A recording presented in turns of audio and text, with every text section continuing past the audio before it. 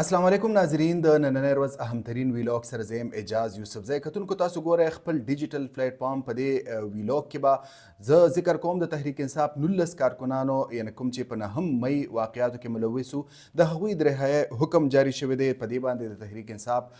باقاعده رد عمل څه مخې ته راغلی. د دې نه علاوه زه به په دې ننني ویلاګ کې دا هم ذکر کوم چې د پاکستان تحریک انصاف او دغه رنګ د حکومت ترمنځ چې کوم مذاکراتي عمل دی هغه ډیر اهم موړ ته داخل شوی دی، اهمې مرحلې ته داخل شوی دی. په دې کې نن کوم خبرې شوي دي هغه به تاسو سره زه شریکوم. د دې نه علاوه د عمران خان اهمترین سټیټمنټ راغلی دی، بیان راغلی دی. اډیاله جیل کې صحافیانو سره غیر رسمي خبرې کړې دي، په هغې باندې به هم زه رڼا اچوم. د دې نه علاوه ورلډ بینک یعنې عالمي بینک د پاکستان معیشت په اړه ډیر چشمکشه راپورټ جاری کړی دی او پاکستان کې د غربت شرح نوره هم سیوا شوې ده. د حکومتي دعوو اگینسټ د پاکستان کې چې کوم د غربت شر ده دا سیوا شوې ده. کتونکو اولنۍ ټاپک زما سره دی. د پاک فوج مطبوعاتي ادارې ایس پی آر لخوا یو سټیټمنټ جاری شوی دی. د هغې مطابق د تحریک انصاف کوم چې په 9 مئی کال 2023 واقعاتو کې ملوث وو په هغې کې د 19 سیاسي کارکنانو د رحم اپیل چې کوم دی هغه منظور شوی دی او په باقاعده توګه د دوی سزا معاف شوې ده او د دوی د رهایۍ حکم جاری شوی دی. کتونکو د دې نه علاوه په دغه بیانیه کې دا هم ویل کېږي چې ټوټل 80 کسان چې کوم دي سیاسي کارکنان چې کوم دي د هغوی د رهایۍ لپاره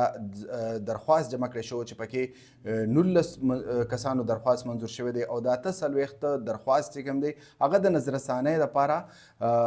کوټ صاحب اپیل ته لیږلی شوی دی. د دې وروسته به دا فیصله کېږي. پاکستان تحریک انصاف په دې باندې باقاعده رد عمل ورکړی دی. بریسټر ګوهر دا لوی ډیولپمنټ نه ګڼي. هغه وایي چې دا یو لوی پیشرفت نه دی ځکه چې 4-5 میاشتې پس دغه کارکنان هسې هم رها کېدل، نو لهذا دا هغه ته داسې لوی پیشرفت نه ښکاري. په دې باندې د اپوزیشن لیډر او پاکستان تحریک انصاف سابق جنرال سیکرټري عمر ایوب سټیټمنټ هم مخې ته راغلی دی. هغه وایي چې ملټري کورټس پای کې د سیویلین ټرایل دا بالکل غیر آئینی او غیر قانوني دي، دا پکار نه دي. که چېرې د دې مسلې جرړې ته ورتلل وي نو موږ له به د دې معلومات کول وي چې آیا د سیویلین ټرایل په فوجي عدالتونو کې کېدی شي او که نه، او پاکستان تحریک انصاف دا ګڼي چې به دا ټرایل چې کوم دی د سیویلین ټرایل په فوجي عدالتونو کې دا بالکل غیر آئیني دي. د دې نه علاوه زه به لږ دا هم ذکر وکړم چې د پاکستان تحریک انصاف او د حکومت ترمنځ مذاکراتي کمیټې هغوی نن ناستې دي، دویم بیټک یې کړی دی او په هغې کې ډېر زیات اهم معاملات پای کې ډسکس شوي دي. پای کې د ټولو نه اول د پاکستان تحریک انصاف لخوا چارټر اف ډیمانډ پیش کړی شوی دی، څنګه چې اولنۍ مذاکراتي دور و د دواړو کمیټو ترمنځ پای کې دا فیصله شوې وه چې په 2 جنوري باندې یعنې په ننني تاریخ باندې به دوی پاکستان تحریک انصاف چارټر اف ډیمانډ پیش کړي. پای کې څنګه چې تاسو ته پته وه، ټول پاکستان ته پته وه، پای کې د ټولو نه اول د عمران خان رهایي ده او دغه رنګ د تحریک انصاف چې کوم انډر ټرایل کارکنان دي، سیاسي کارکنان دي، د هغوی رهایي په دې کې شامله وه. د دې نه علاوه د ټولو نه اهمترین چرته چې به د حکومت یعنې د حکومتي کمیټې د پاور یعنې د طاقت پته لګي هغه د 9 مئی د واقعاتو او دغه رنګ 26 نومبر باندې چې کوم په اسلام آباد کې فایرنګ شو، د دې دواړو واقعات جوډیشل انکوایري پاکستان تحریک انصاف کول غواړي او د دې لپاره هغوی وایي چې جوډیشل کمیشن دی اپوینټ کړی شي او د دې معاملاتو دی پلټنې وکړي شي. کتونکو دا د چارټر اف ډیمانډ دویمه برخه یعنې 2 مطالبات په دې کې نن پیش شوي دي. حکومت په باقاعده توګه دغه مطالبات اوریدلی دي او تحریک انصاف ته دا هدایت کړي دي چې راتلونکي میټینګ کې یعنې د کمیټو چې کوم په راتلونکي هفته کې کوم میټینګ دی په هغې کې د دې چارټر اف ډیمانډ لا یعنې دا 2 چې کوم مطالبات د تحریک انصاف د رهایۍ او دغه رنګ د جوډیشل کمیشن چې کوم مطالبات مخې ته راغلي دي دا د تحریري شکل کې کمیټې ته وړاندې کړی شي. نو په دې باندې به بیا مونږ غور هوز کوو. د دې نه علاوه زه به لږ ذکر وکړم چې د پاکستان تحریک انصاف بانی عمران خان اډیاله جیل کې صحافیانو سره گفتگو کړې ده. هسې خو هغه په خپله گفتگو کې ډیر زیات اهم موضوعات چیړلي دي او د دې نه علاوه هغه د امریکای نو منتخب صدر ډونالد ټرمپ ته دا پیغام ورکړی دی چې د پاکستان په معاملاتو کې ایټ لیست ټرمپ انتظامیه دی یعنی د ټرمپ انتظامیه نه موږ دا ایکسپیکټیشن لرو دا توقع لرو چې دوی به نیوټرلی ځکه چې خان صاحب یو خبره کړې ده چې یعنی بایدن انتظامیه په پاکستان کې د جمهوریت حکومت نسکورولو کې کردار لوبولی دی او دا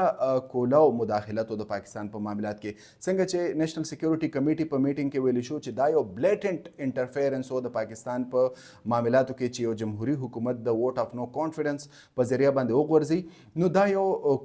یو کولاو مداخلتو د امریکای لخوا دا پاکستان نېشنل سکیورټي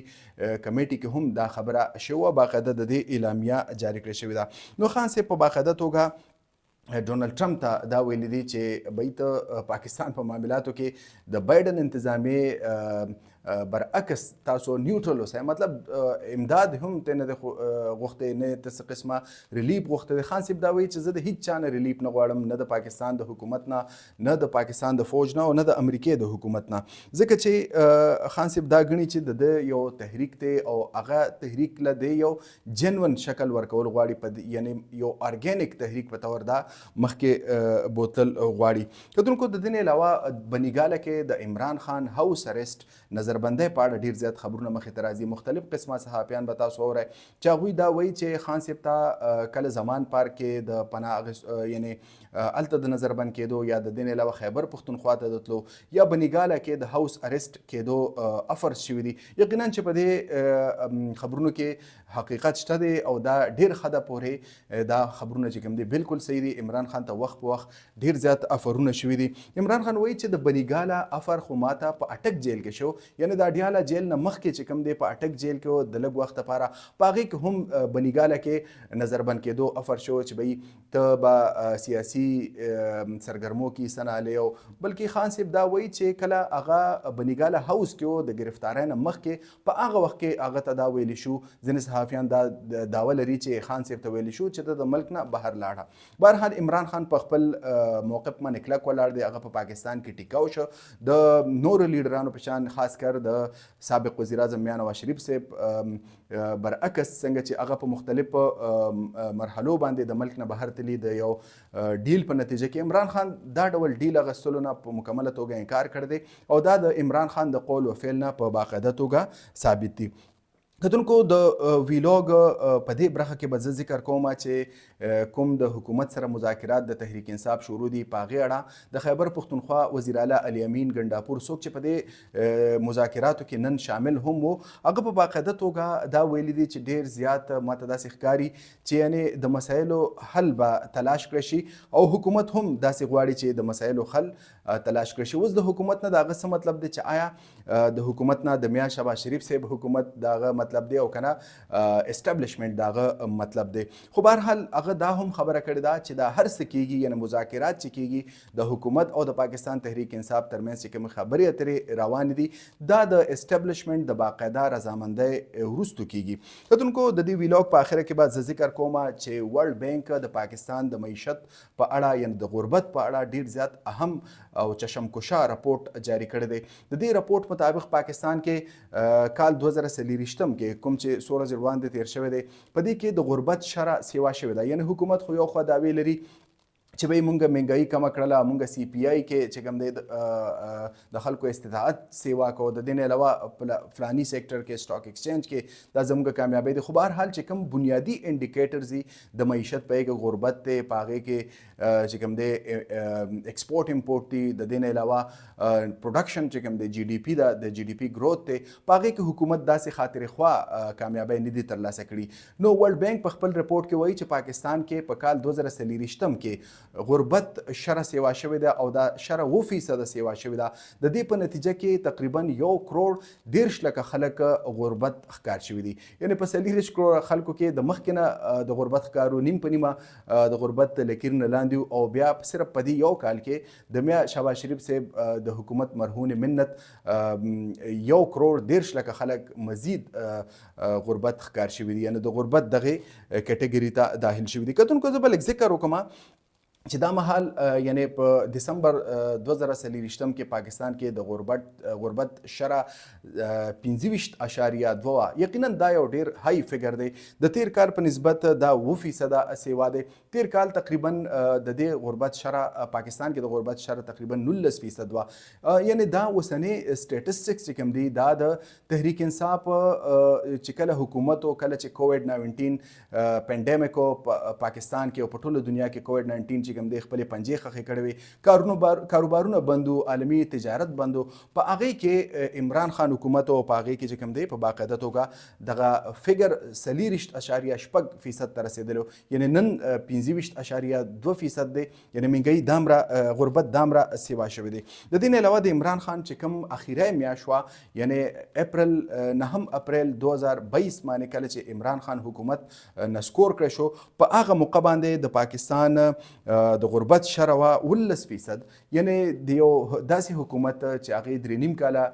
په اقتدار کې یو کس او هغه چې کوم دی نیم په نیمه سیوا د هغه حکومت کووډ 19 پینډیمک په هغه باندې راغلی، ټوله دنیا باندې د دې اثرات هو په پاکستان باندې ډیفینیټلی یو غریب ملکو اثرات سیو. په هغه وخت کې د غربت شرح 19% وا او د هغې وروستو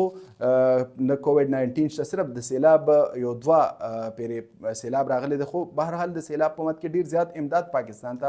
ملاو شوی دی، اوس هم ملاویږي. 13 میاشت د سیلاب متاثرینو لپاره غیر ملکی امداد کې نور هم اضافه شو. خو بهرحال د دې هر څه باوجود یعنی د پینډیمک نشته دی، نور داسې څه بل داسې